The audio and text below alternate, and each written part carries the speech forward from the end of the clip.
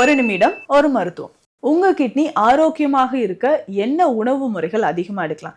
இல்ல ஒருவேளை உங்களுக்கு சிறுநீரக பாதிப்பு இருந்து சிகேடி பிரச்சனை இருந்துச்சுன்னா கட்டாயம் இந்த உணவுகளை நீங்க ஃபாலோ பண்ணணும். ஃபர்ஸ்ட் நம்ம ஃபாலோ பண்ண வேண்டியது அதிகமான சோடியம் கண்டென்ட் இருக்கிற அதாவது உப்பு சார்ந்த உணவுகளை கட்டாயம் குறைச்சிக்கோங்க. இரண்டாவது முக்கியமா பாத்தீங்கன்னா புளி சேர்த்த உணவுகள் கண்டிப்பா நீங்க எடுக்கக்கூடாது. மூன்றாவது முக்கியமாக பார்த்தோம்னா நான்வெஜ் அசைவ உணவுகள் அதிகமாக நீங்க எடுத்துட்டு வந்திருந்தீங்கன்னா அந்த புரோட்டீன் உங்களுக்கு என்ன ஆகும்னா இன்னும் கிட்னி டேமேஜ் சிவியர் ஆகும், புரோட்டீன் லீக்கேஜ் அதிகமாக ஆரம்பிக்கும், உடல் எடையும் குறையும். அடுத்து நான்காவது இந்த ஜங்க் ஃபுட் ஃபாஸ்ட் ஃபுட் நிறைய சாப்பிட்றேன், ஆயில் ஐட்டம்ஸ் நிறைய இருக்கிற ஃபுட்ஸ் எடுத்துக்கிறேன் அப்படின்னு சொன்னால் கட்டாயமாக அதை தவிர்க்கணுங்க. ஐந்தாவது முக்கியமான ஒரு விஷயம் என்னன்னா தினம்தோறும் நீங்கள் பார்லி கஞ்சி எடுத்துக்கோங்க.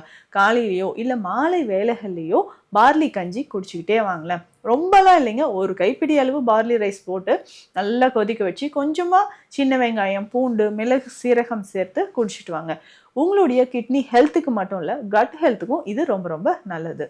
இந்த மாதிரி பயனுள்ள மருத்துவ தகவல்களுக்கு நம்ம பேஜை மறக்காம ஃபாலோ பண்ணுங்க.